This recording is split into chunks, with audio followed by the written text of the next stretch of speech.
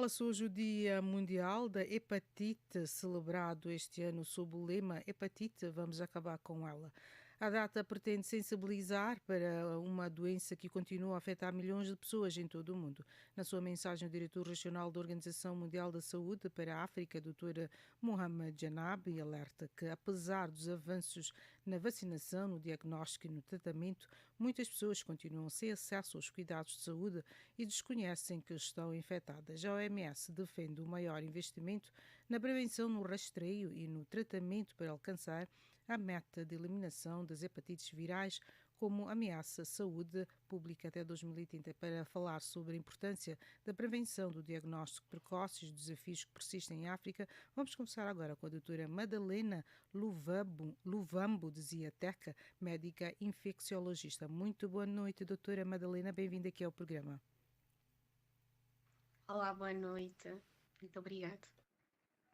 Doutora, para começarmos, o que é a hepatite viral e quais são os principais tipos que afetam a população, nomeadamente as hepatites B e C?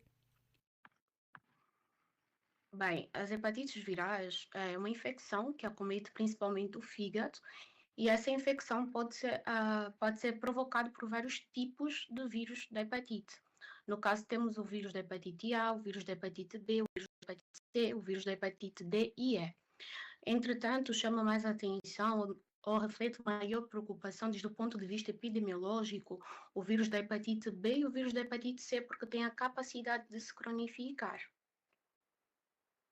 Sim, doutora. E o alerta, dizia a OMS, alerta que muitas pessoas vivem com a Uhum. hepatite sem saber porque é que esta doença é frequentemente diagnosticada apenas numa fase avançada.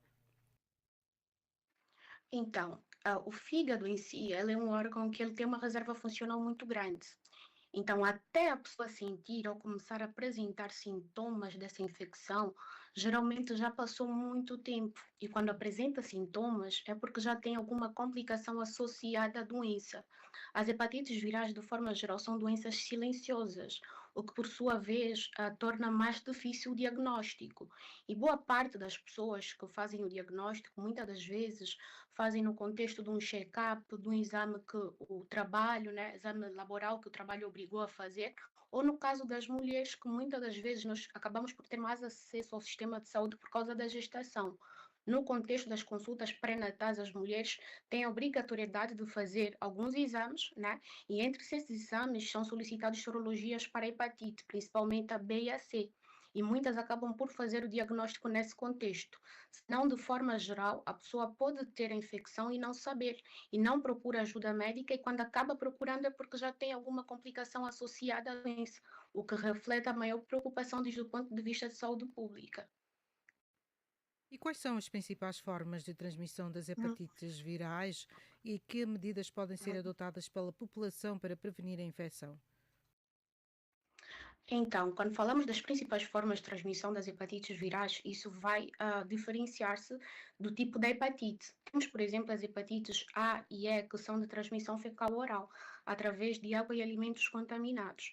Mas quando falamos das principais hepatites que sim causam maior preocupação a nível mundial, que é a hepatite B e C, no caso da hepatite B, a principal via de transmissão ainda é a via sexual. Além da via sexual, tem a transmissão da mãe para o filho durante o parto. Já a hepatite C, que também pode ser transmitido dessa forma, a transmissão sexual não é a mais importante quando a gente fala de hepatite C. A hepatite C é mais transmitido através da via parenteral, ou seja, por compartilhamento de objetos cortantes, qualquer objeto perfurante, ou seja, a via parenteral é a via mais predominante quando a gente fala de hepatite C. Mas ambas podem ser transmitidas de via sexual ou da mãe para o filho durante o parto. E a vacinação contra a hepatite B é considerada uma das ferramentas mais eficazes na prevenção. Qual é a importância de garantir uma cobertura vacinal elevada, sobretudo entre recém-nascidos e grupos de maior risco? Então, quando falamos sobre a prevenção especificamente da hepatite B, visto que a hepatite C, por exemplo, não tem vacina, a vacinação ainda é o método mais eficaz de prevenção né, associada obviamente ao uso de preservativo e outras medidas para prevenção, mas a vacinação ainda é o método de prevenção mais eficaz, porque ela garante uma eficácia ou uma prevenção acima de 95%. Principalmente quando estamos a falar da transmissão da mãe para o filho, que é a forma mais eficaz de passar para frente a infecção, ou seja, de prevenir que essa criança tenha infecção, é através da vacina. E essa vacina não é somente a vacina da hepatite B como a gente conhece, tem a imunoglobulina contra a hepatite B, que também é um tipo de vacina que o bebê precisa fazer nas primeiras horas de vida, no máximo até 7 dias após nascer. Essa vacinação por si só evita que a criança desenvolva a infecção em mais de 95%, ou seja, a eficácia é acima de 95%. E quando falamos da vacinação de forma geral, todo adulto tem a indicação de vacinação contra a hepatite B. Obviamente, existem alguns grupos, né, que são primordiais, que esses grupos, pelo sim, pelo não, precisam sim se vacinar. Aí estamos a falar dos profissionais de saúde, estamos a falar dos pacientes renais crônicos que fazem diálise, estamos a falar dos pacientes que convivem com o vírus do HIV, entre outras doenças que podem causar imunossupressão. Esses grupos estão considerados grupos prioritários para ter a vacinação contra a hepatite B, mas de forma geral, a vacina da hepatite B é uma vacina que é indicada para todos os adultos. Sim, sim. E falando em desafios que continuam a existir, neste Uhum. caso nos países africanos, em relação ao acesso ao rastreio, diagnóstico e tratamento das hepatites virais, quais são os desafios? Podia mencionar? Bem, o que eu considero um dos principais desafios hoje com relação às hepatites virais está o próprio conhecimento sobre a doença, a falta de educação para a saúde, visto que as hepatites virais, como bem mencionou, é um problema grande de saúde pública, principalmente no nosso continente. Então, de modos a evitar, né, que se propague, que aumente ainda mais as mortes com relação a essa infecção, é necessário que se eduque as pessoas. Como eu disse, existe a vacina contra a hepatite B, uma vacina que a maior parte dos países está disponível. As pessoas às vezes só não têm acesso a isso porque realmente desconhecem a sua existência. E por ser uma doença que geralmente não causa sintomas, muitas pessoas convivem com isso sem sequer saber o seu estado sorológico. Tanto que a gente sempre indica que pelo menos uma vez na vida as pessoas precisam fazer o teste para saber o seu estado sorológico. Por exemplo, com relação à hepatite C, o rastreio da hepatite C para os dadores de sangue, que é uma das principais formas de contaminação, só começou a partir de 1990 aproximadamente. Ou seja, todo mundo que recebeu uma transfusão de sangue lá atrás, antes de 1990, pode ter tido o risco de se contaminar com o vírus porque não se fazia o rastreio. Razão pela qual que nós sempre indicamos que pelo menos uma vez na vida a pessoa precisa fazer o teste para saber o seu estado sorológico e não esperar que apareça algum sintoma para ir atrás do diagnóstico. Né? Então, eu considero que a falta de educação para a saúde, a falta de conscientização com relação às hepatites virais, ainda é o nosso principal desafio. Obviamente, não podemos esquecer dos desafios que temos com relação ao acesso da saúde, né? Porque às vezes as pessoas até têm alguma informação, mas existem países que ainda não têm a vacina de forma gratuita ou de forma universal para todo adulto que se queira vacinar. Então, o acesso às vacinas e a educação com relação às hepatites virais eu considero ainda um dos principais desafios do nosso contexto africano. E que consequências podem ter uma hepatite não tratada para a saúde a longo prazo? Então, entre as consequências que se pode ter de uma hepatite não tratada a longo prazo está a cirrose hepática. Basicamente, esse fígado vai se destruindo ao longo do tempo. Como eu disse, o fígado é um órgão que tem uma reserva funcional muito grande. Pode durar 10, 20, 30 anos e quando a pessoa assustar começam a aparecer sintomas e esses sintomas podem ser de uma cirrose hepática, que é basicamente quando o fígado perde toda a sua capacidade funcional. E o fígado, diferente do rim, tem um tratamento substituto, o fígado não tem um tratamento substituto. Se essa cirrose continuar a avançar, esse paciente vai evoluir para uma insuficiência hepática e a única forma desse paciente conseguir salvar-se é através de um transplante renal, de um transplante hepático, desculpa. E além da cirrose e da insuficiência hepática que eu acabei de mencionar, tem outra complicação que é muito comum e Na verdade, ela é muito mais precoce do que a insuficiência hepática, é o hepatocarcinoma hepático, que não é mais do que um câncer do fígado. Diferente da hepatite C, o paciente pode estar perfeitamente bem e fazer um exame e aparecer lá o câncer do fígado, sem sequer o paciente ter sintomas. Já no caso da hepatite B, geralmente o aparecimento do câncer do fígado é um pouquinho mais tardio. Mas, de forma geral, as principais complicações são a insuficiência hepática, precisando de um transplante hepático, e o câncer de fígado, no caso. E que mitos ou informações incorretas podem, dizia, sobre a hepatite ainda persistem e dificultam a prevenção, da doença? Bem, um dos principais mitos é que a hepatite pode ser transmitida através de contacto, através do abraço, através do beijo, né?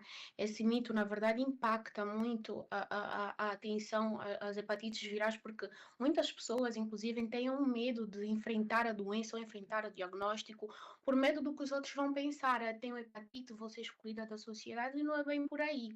Né? A hepatite não se transmite dessa forma. Por outra, as pessoas às vezes acham que com tratamento tradicional é suficiente para tratar a hepatite.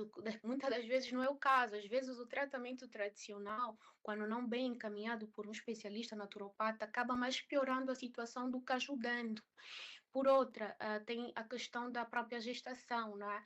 Porque muitas mulheres ainda têm alguma resistência com relação à vacinação, de recém-nascido, que é, na verdade, a principal via de prevenção dessas crianças.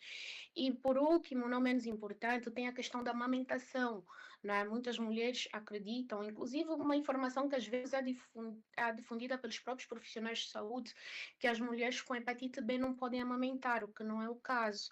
Uma mulher com hepatite B pode perfeitamente amamentar a criança. São essas as principais dúvidas que, pelo menos, as pessoas perguntam, ou principais mitos que eu vejo levantados nas redes sociais sobre as hepatites. E por último, doutora, a OMS estabeleceu como meta eliminar as hepatites virais como problema de saúde pública até 2030. Na sua opinião, o que é que deve ser Uhum. feito pelos governos, profissionais de saúde e comunidades para que este objetivo seja alcançado? Bem, para que esses objetivos sejam alcançados, eu acho que primeiro precisamos conscientizar a população, né? Tudo parte de uma educação para a saúde. Quando as pessoas sabem que o problema existe, elas vão atrás de mais informações, elas vão atrás de saber o seu estado sorológico. Acho que tudo parte de educar a população. Além de educar a população, o principal a ser feito para que essa meta seja alcançada é colocar à disposição a vacina, né? Porque no caso, por exemplo, da hepatite B, que tem uma vacina, caso a vacina se torne gratuita e universal e comece a se recomendar nos serviços de saúde, porque às vezes a pessoa vai por alguma outra razão, mas aí é oferecido a questão da vacina, eu acho que ajudaria um pouquinho a atingir essas metas. Por outra, a hepatite C, que no caso não tem vacina, mas tem tratamento que é altamente eficaz, o tratamento contra a hepatite C, é preciso que muitos países que ainda não têm a oferta desse tratamento comecem a oferecer esse tratamento para a população, porque infelizmente muitos países hoje a pessoa é diagnosticada e fica à mercê. Então, para mim, parte da educação para a saúde, parte da disponibilização das vacinas, né? Tanto a vacina quanto a imunoglobulina, não só para vacinar de forma gratuita, senão quando a pessoa tem algum acidente, tem alguma exposição de risco, devia estar disponível a vacina para esses casos também. E, por fim, o acesso ao tratamento da hepatite C, que é um tratamento de alto custo, que muitas pessoas não teriam como conseguir por si só bancar um tratamento desses, então parte dos grupos começarem a disponibilizar esse tratamento para a população, porque existe uma cura para a hepatite C. Muitíssimo obrigada, doutora, pela sua participação aqui, o seu comentário e continuação de uma boa Uhum. noite para si. Obrigada igualmente. Obrigada. E esta foi a doutora Madalena Luvambo, desculpa, a teca médica infecciologista, falando-vos a partir da cidade de São Paulo, Brasil. Fica a seguir com Jacob Tivani com as notícias do desporto.